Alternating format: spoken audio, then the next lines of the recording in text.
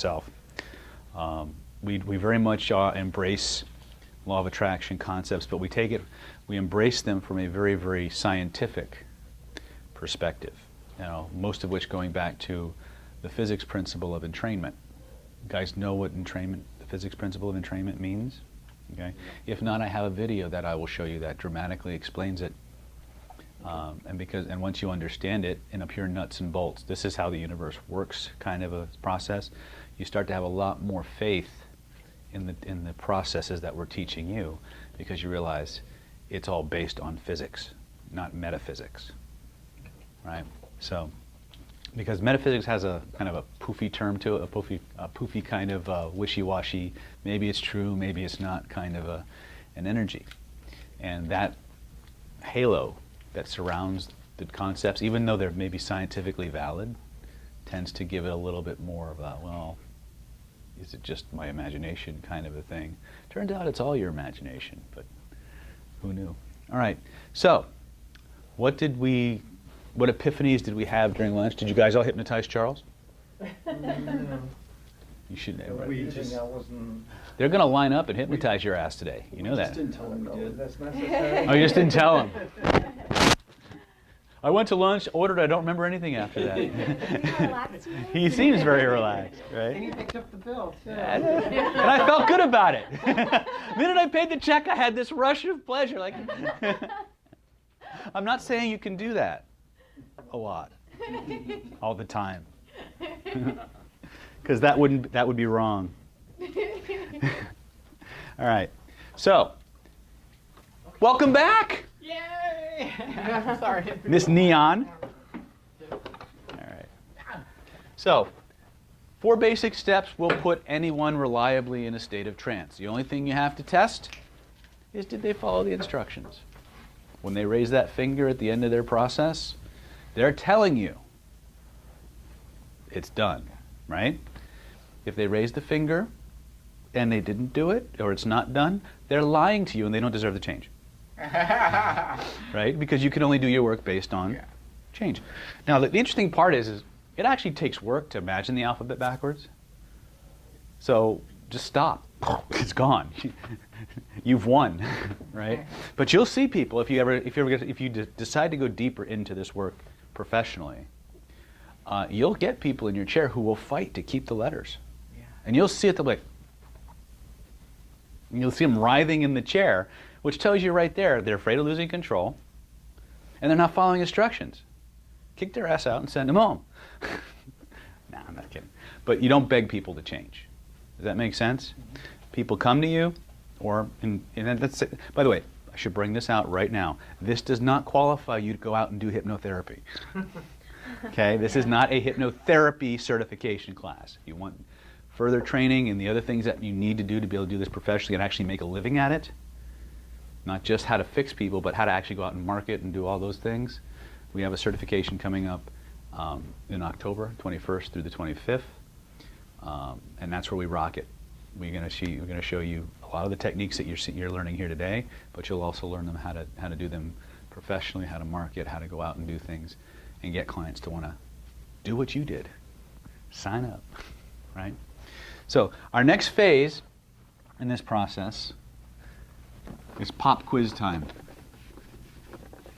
Yes, your brains are glutted with food and blood sugar, so it's pop quiz.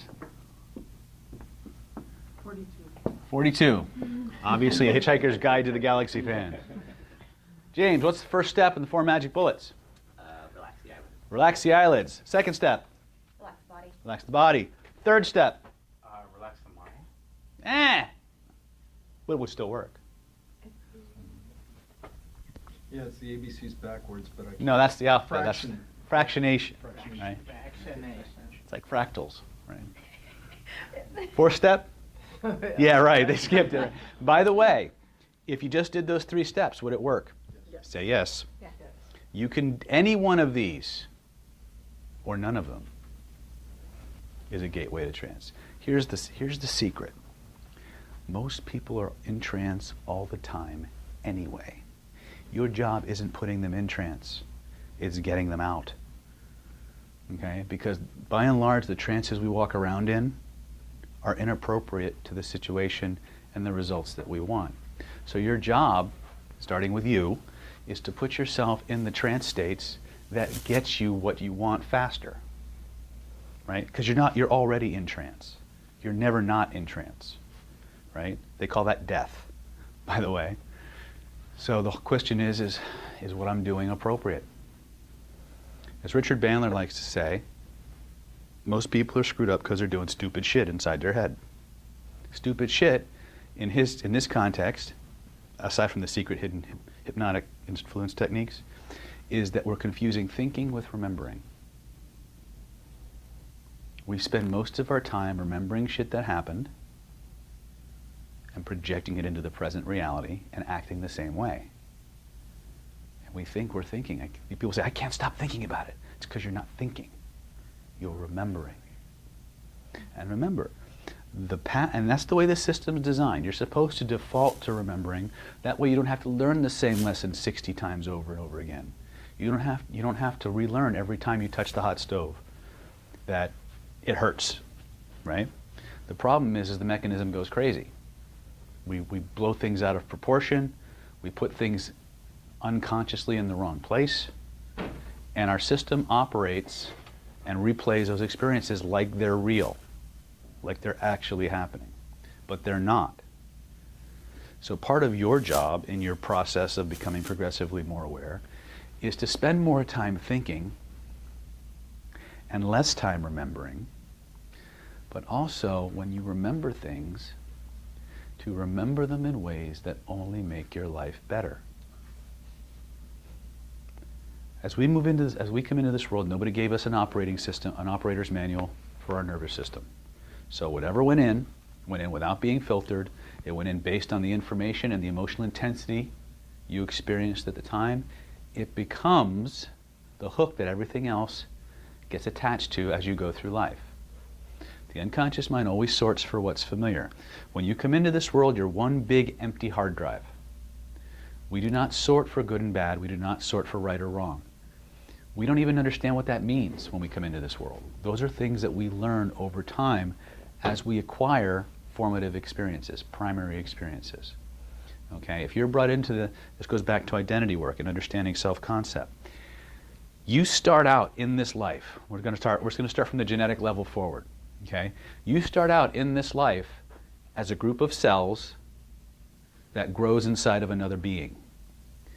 At that level, there is no difference between you and the being you're growing within. There is no sense of identity. There is no sense of self. You are just part of that continuum. You understand that? For 9 months, that process is true. Once you pass beyond the veil into birth, that process is still happening. There still is no filter that separates you from the environment in which you were formed. That distinction only happens over time. As the nervous system continues to mature and to grow neurological connections, that sense of self gradually emerges as a gestalt or a result of our experiences, both the ones we're conscious of, which arguably we're not conscious. Okay, we spend very little time analyzing anything. We look at stimulus, response, cause, effect. But even that, whatever's there first, there's no filter. We identify with it. There's no distinction. Okay? And so that's why we all have these freaking voices in our head telling us nasty shit. And they're all coming from up here, right? Because we're this freaking tall. When people are holding us, we're right here, right? The voices are coming from all around us. There's no barrier, there's no filter between those voices and you until about the age of 5 years old it starts to develop. Okay? But from the time you were conceived up through birth, up through 5 to 6 years old, you're still accumulating first experiences. Those first experiences become the baseline. They become the measuring stick by which all other experiences are connected and evaluated. Does that make sense? Okay, if I'm talking too much, let me know, but this is kind of how it works, right? Your unconscious mind is designed to sort for what's familiar. It defines familiar by what was there first, and what was there the longest, and what was most repeated. Now, we start to develop words like love, safety, security. Security is what's familiar. What's familiar is what was there first. So if you're brought into an environment that's nurturing and loving and caring, then you tend to equate those characteristics with the word secure, safety, because that's what's familiar. If you're brought into an environment where the nurturing patterns are inconsistent, God forbid they're abusive, even peripherally. Somebody's arguing, you know, you're the baby in the room, two parents are arguing. There's no sense of self here. Mommy and daddy are arguing. That's me. You understand? It goes right in, and it becomes the standard by which things are measured. What do I mean? 20 years later, this person gets in a relationship, and they unconsciously sort for mommy and daddy. Not because they enjoy the dynamic of that relationship, but that's what was there first, that's what was familiar, that's what the nervous system sorts for. We all know people who keep falling in love with the same person with a different face, right? We also know people who wound up with the perfect guy or the perfect girl and screwed it up. You know, they have a history of dating a bad person. They find one that's a winner. They look like they have a final shot at happiness. They screw it up and go right back to the kind of person they used to have, even though this person consciously knows better. Why? It's not familiar. It wasn't there first. Now, normally there's not a lot we can do about that. But with the addition of the right substances and lots of good feelings, the amount of oxytocin in your system starts to elevate. The neurological connections that have been there the longest start to get soft. They start to get pliable. They start to get malleable.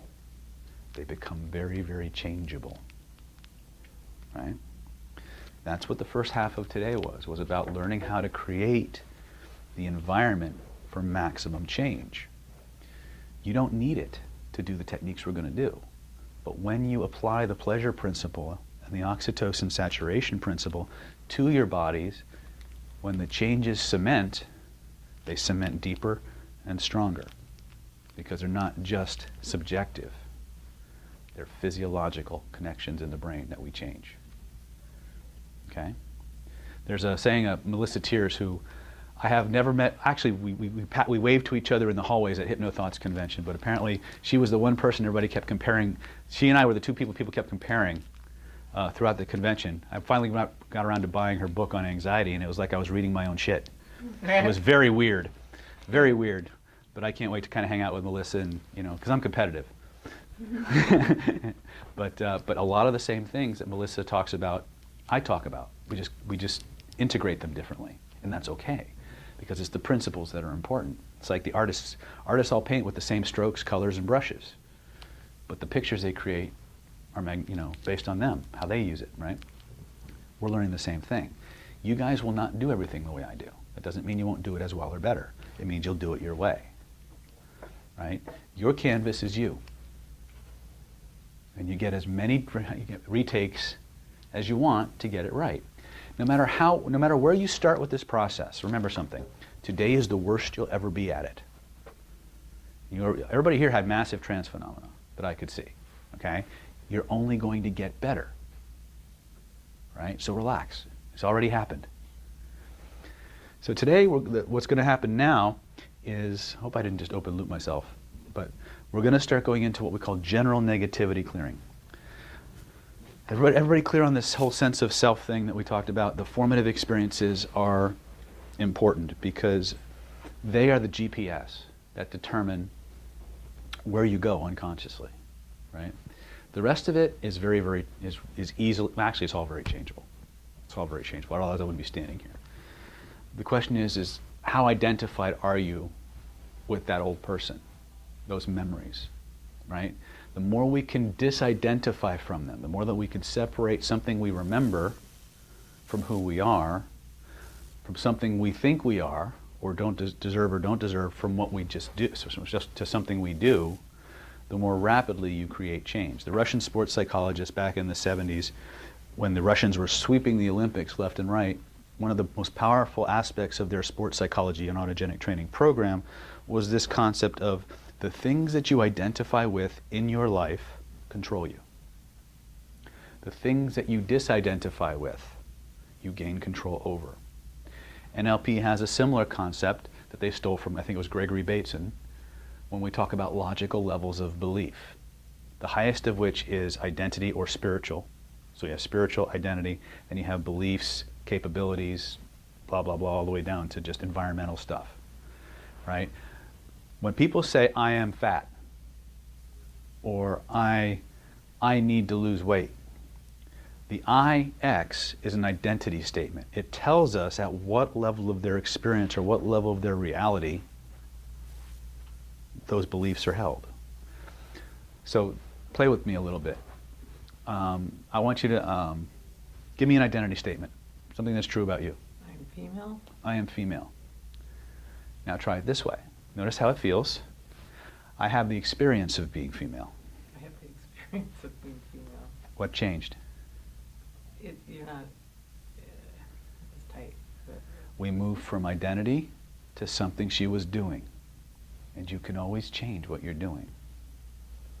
All behaviors that we exhibit, all fears, anxieties, worries, they're not us. They're just something we're doing. And you can always change what you're doing. You understand that? Mm-hmm. But what happens is nobody told us this. The pictures are so big, they're so close.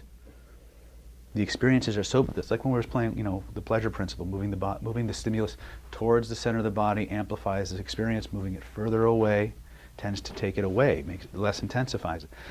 We carry these things very, very close to us. You'll see this happen all the time. People will always show you where they're holding their shit. They'll say, I have this thing, I can't seem to get rid of it, I can't get past it. Right? Now, how many of you are paying attention to my words? How many of you are watching my hands? Proprioceptively, I'm literally showing you where in proximity to the core of my body that experience is recorded and filed. By the direction of my hands, I'm showing you the direction the energy is spinning that my nervous system uses to maintain that experience. All of those things have relevance. All of those things have meaning. Okay? We don't just think in pictures. We don't just think in feelings. We don't just think in words. We think in all of it simultaneously, and they interact and they interweave to create the Gestalt of our experience. You guys know what I mean when I say Gestalt? It means everything is lumped together and the whole is greater than the sum of the parts. Right? So all these things in one big knot, for lack of a better word. What we learn to do is we learn to kind of piece by piece untie the knot, reorganize it, and put it where it's most useful. There's no such thing as a bad feeling. There's no such thing as a bad emotion. All right? Every feeling we have, every behavior, by the way, which are mostly feelings we generate, right, has behind it a positive intention. There's something your unconscious mind wants to do for you that the feelings are helping to facilitate. Now, your unconscious mind doesn't always think in terms of your long-term happiness. Matter of fact, it doesn't. As far as your unconscious mind is concerned, everything is now. Things that happened when you were 5 years old, neurologically speaking, are still happening. Right?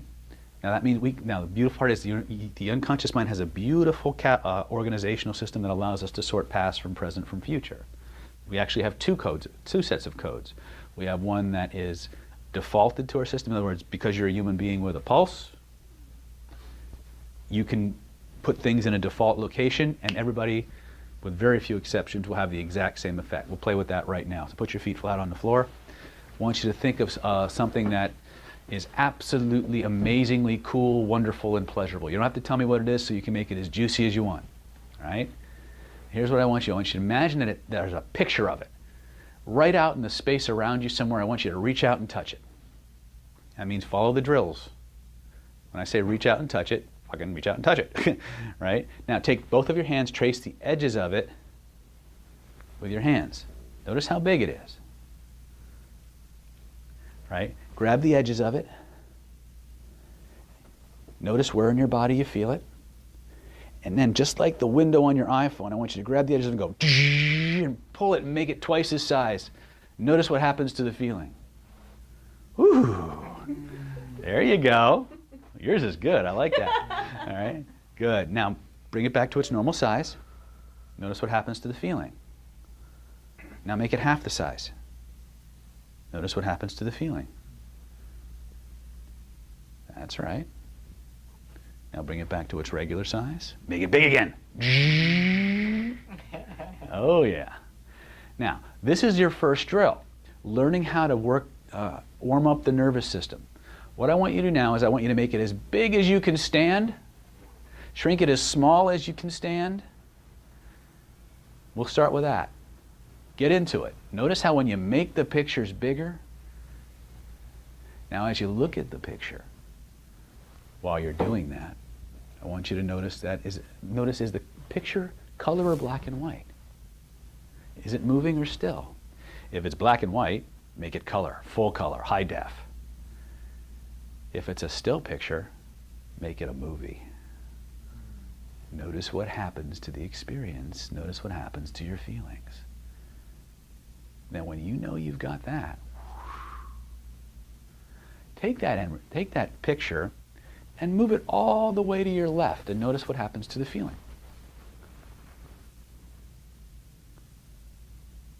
Then move it all the way to the right.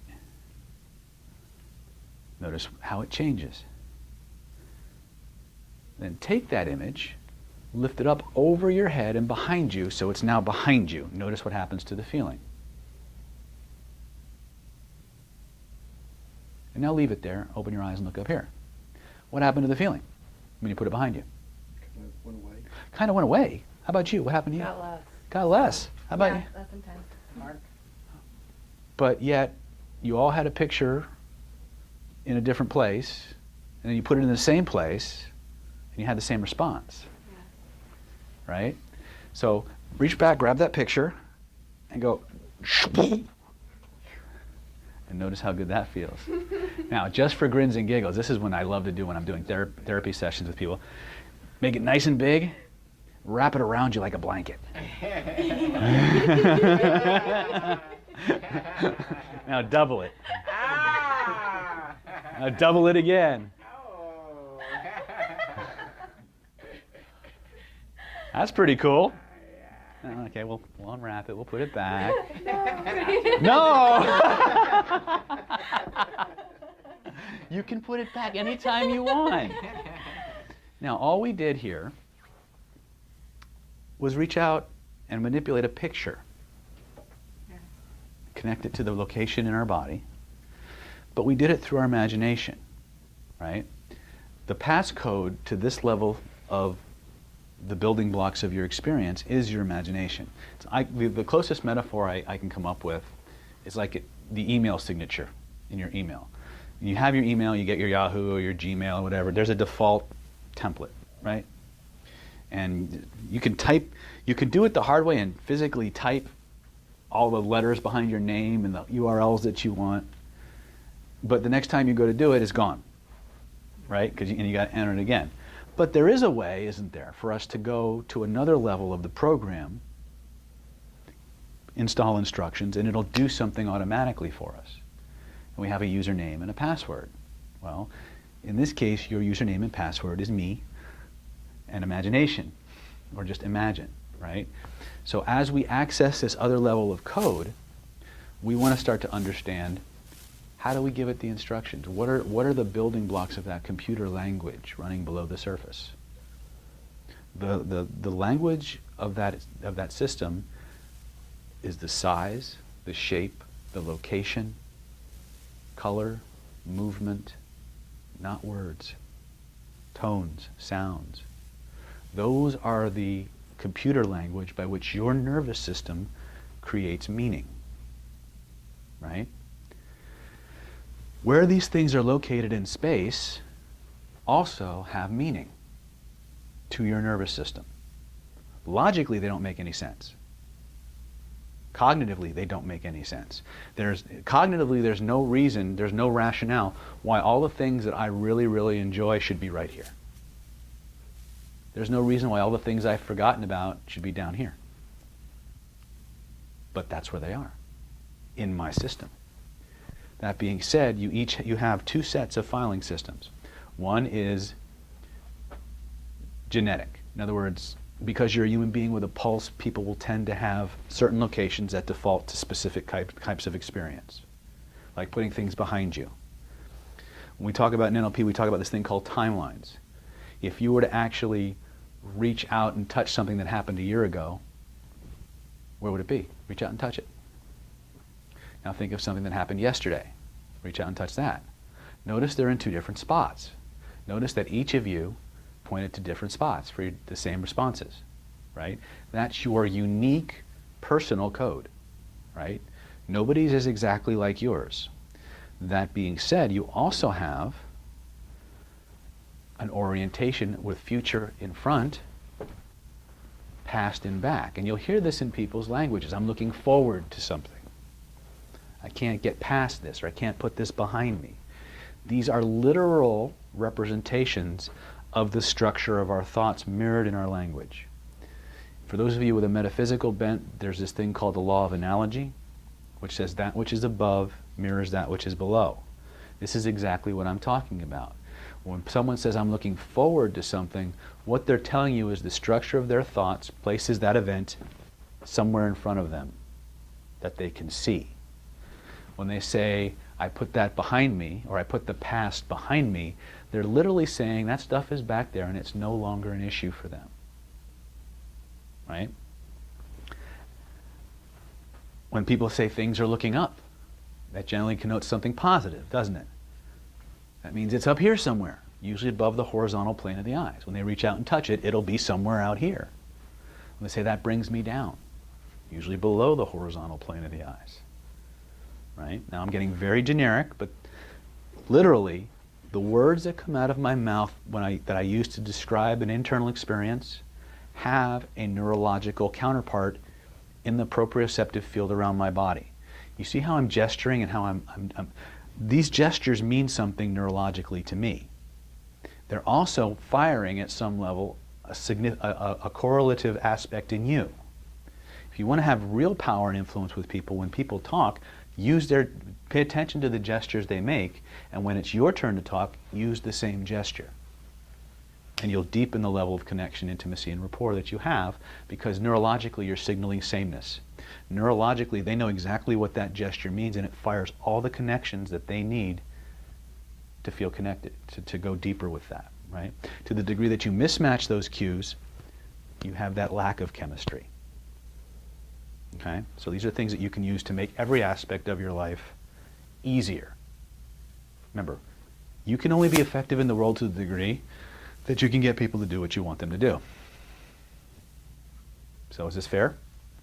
Say yes. Yeah. Okay. It's actually a more authentic and genuine way to communicate than we're usually taught. Right? Because when you do this with somebody, they genuinely feel understood, like you got them. Okay? The next part we want to talk about, and again, I kind of jumped the gun on the whole understanding this grid kind of thing, but I wanted to kind of really get you to express and understand how important these pictures are, because the next drill that we're going to work with is based on a very vague aspect of these pictures, but the concept I want you to get now is this thing called somatic bridging. Now what I mean by that is, remember those pictures? Grab your picture again and make it as big and as juicy as you want. If don't wrap it around you yet, because then your whole system's going to light up and I won't have your attention. You'll be going, right? And that's okay. You can do that in the privacy of your own room, on the bus. Oh shit, sorry. Just don't do it at a stoplight unless the car's in park. Important. But the beautiful part is that you have control of that. You know what I'm saying? It's not David doing it to you. You're doing it. You're taking control of your mind and body at a whole new level. Right? Now, make that picture as big and as juicy as you want. Take your hand, Put your hand smack dab in the middle of it. Whoo! Right? Feel all your tingly parts tingle. Whatever's good. Now, here's what I want you to do. I want you to notice where that feeling starts in your body. Okay? What you've just done is created a somatic bridge. You've bridged between the subjective reality, the imagination that you've created, and an external physiological sensation in your body. Now, anything you do to that image will change the sensations in your body. So start manipulating the image to make it even better. Add things to it, move it around, and notice how the feeling changes and shifts. Some of you are never going to leave the house again. I did this once in my Unlimited Lover seminar. One of the girls walks up and says, I don't need men anymore.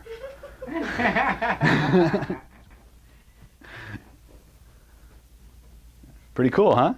Right? This is how you work. And the more you play with it, he's having a good time over here. The more you play with it, the better it gets. Well, there's a lot of ways to take that statement.